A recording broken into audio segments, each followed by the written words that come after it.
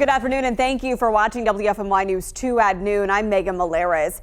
Today our country looks back and remembers what happened 1 year ago today, the attack on our nation's capital. Rioters protesting results of the presidential election charged past Capitol police officers and broke into the building. At the time, Congress was meeting to certify President Joe Biden's victory in the 2020 election. Investigators say rioters assaulted 140 police officers and caused extensive damage to the Capitol building. In the days and weeks after the riot, 5 officers who served at the Capitol died. 4 people in the crowd also died. Our democracy held. We, the people, endured. We, the people, prevailed. And on this day of remembrance, we must make sure that such attack never happens again. President Biden spoke on that this morning. Meanwhile, Congress continues investigating the events leading up to the Capitol riots. Investigators have arrested more than 700 people in connection to the attack. 6 of those charged are from here in the Triad. Laura Steele is a former High Point police officer currently out on pretrial release. Matthew Wood is also on pretrial release after being arrested in Winston-Salem. Chris Spencer from Pilot Mountain is also on pretrial release after investigators say he brought his 14-year-old son into the Capitol during the attack. His wife, Virginia Spencer, pleaded guilty to parading, demonstrating, or picketing in the Capitol building. The DOJ recommended she get 3 months in prison and 3 years probation. Anthony Scarcia also pleaded guilty to the same charge. The DOJ has not made a recommendation on how long he should serve in prison. Only 1 of 6 Triad suspects is in jail right now. Charles Donahoe from Forsyth County. Investigators say he is a known member of the Proud Boys group, and his charges are steeper because of that. The FBI is still looking for 250 other people believed to have committed acts of violence that day. Americans all over the country will come together to remember the events of January 6th last year. A candlelight vigil will happen tonight in Greensboro. It starts at 6 at the intersection of Battleground and Pisgah Church Roads. We have continuing coverage later tonight at WFMY News 2. Hear from your lawmakers about their experiences inside the Capitol on the day the rioters breached the chambers. Let's take a look at our forecast. We have a lot to talk about and potentially anticipate tonight, Christian, with some cold rain on the way. Yeah, I tell you what, this was looking pretty good for snow lovers a day or 2 ago. Like we might see some really wet flakes overnight, maybe ending as a light dusting. That, of course, is all but gone now. So snow lovers, it's not going to happen. Sorry about it. This is really just trending to be more of a cold rain event, and honestly, really not much of an event at all. It's going to be in and out of here very quickly. Even by the time you wake up tomorrow morning, we are all done with any kind of precipitation. Of course, we still have a beautiful afternoon to enjoy. Tons of Carolina blue sky and sunshine as you look over downtown Greensboro right now. Temperature sitting in the low 50s already, 52 in Greensboro. And of course, if you look elsewhere this afternoon, we have 54 in Winston-Salem, 53 Burlington, 54 down in Asheboro, and 54 in Lexington as well. And I don't expect us to warm up too much more this afternoon. Likely just make it to the mid and maybe a few spots into the upper 50s this afternoon. We'll have some clouds starting to roll in a little bit later. This is the bigger deal. Tonight, we're going to drop all the way back down into the mid 20s, and that may spell some issues for that Friday morning commute. Let me show you why. Of course, nothing on the radar right here locally, but zooming out on a wider view, here's our big system. Rain, of course, out over Mississippi and Alabama. But big deal snow out in Tennessee. Check out some of these reports on the order of 2 to 3 inches already. There are some places even picked up more than 3 inches of snow already on the ground in Tennessee. Unfortunately, we're just not going to be cold enough for it all to be snow here. Clouds thicken up as we go throughout the rest of the afternoon and evening. Then we start to get our shower chances increasing as we go really past supper time tonight through overnight. So the main timing on this is from about 8 p.m. until about 2 a.m. and then we're all said and done with this. If you want to get more snow, that's mainly along that North Carolina-Virginia border. Behind that front, though, anything that falls to the ground, water left on the roads tonight, will freeze overnight. So we need to talk about that Friday morning commute where you need to plan some extra travel time. Plus, we got to talk about a really cold end to the week and a cold start to the weekend coming up.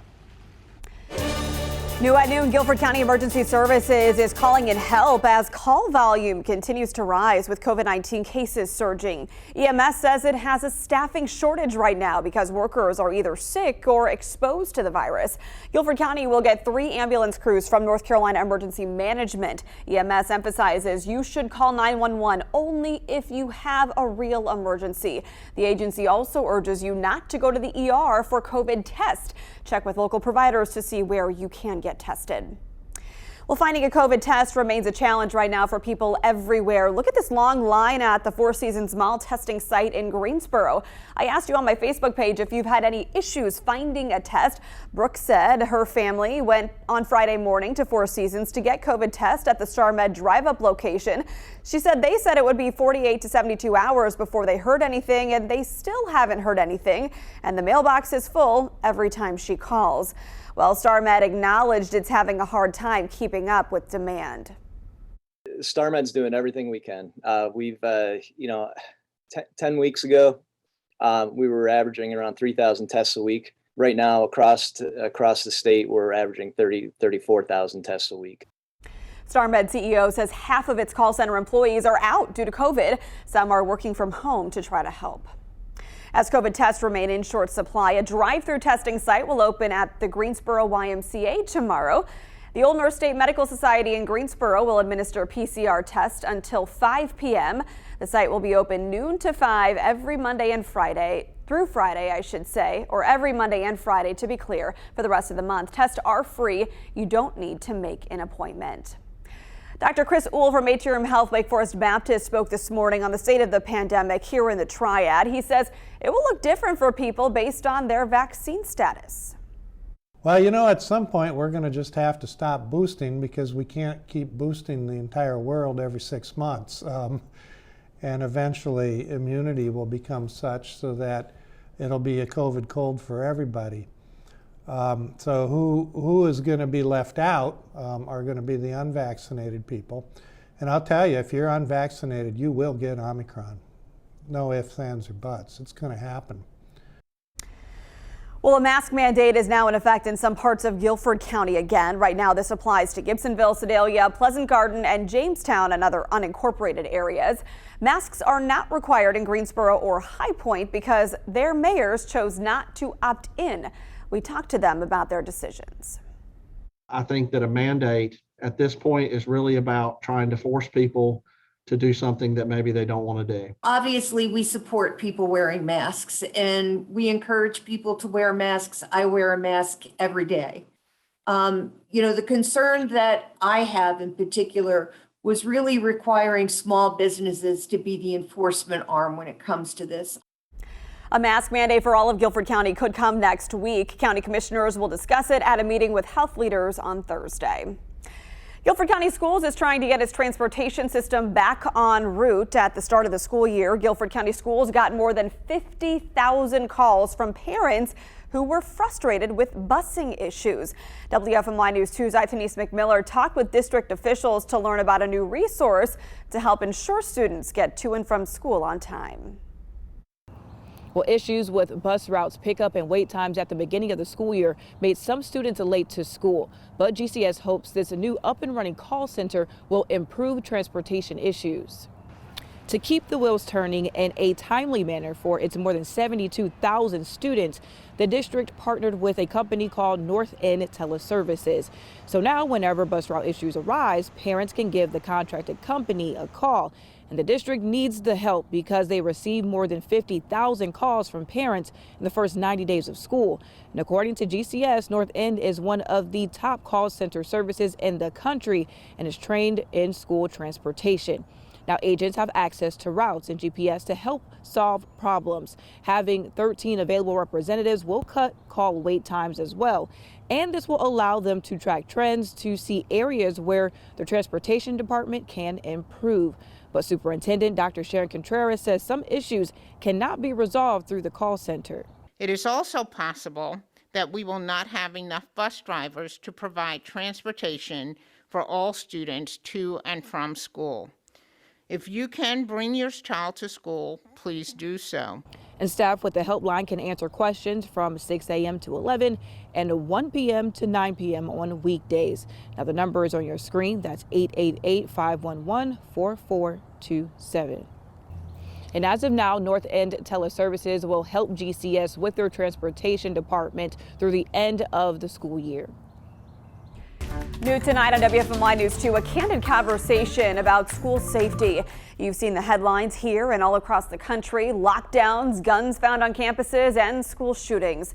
We asked our local leaders with Guilford County Schools and Triad law enforcement to join us to talk about these issues. Dr. Sharon Contreras says part of the problem is mental health and getting the right resources to help students.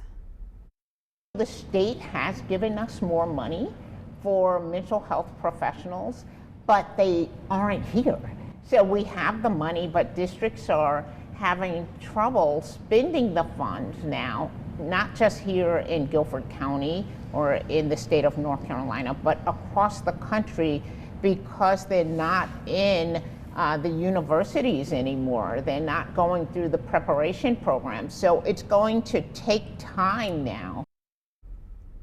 Well, it's not just an issue for school leaders, teachers, and counselors or law enforcement. It's a community problem. High Point Police Chief Travis Stroud says everyone needs to help solve. Tonight, Tracy McCain joins Chad Silber, Guilford County law enforcement and school district leaders for this important conversation. Safety Matters, a pledge to protect, tonight at 5:30 on WFMY News 2. Schools everywhere continue debating if sending children back to classrooms is safe as COVID cases spike nationwide. Why this wave is affecting children harder than the others. And a big temperature drop on the way, but snow not really looking likely anymore. Christian Morgan breaks down your full forecast just ahead.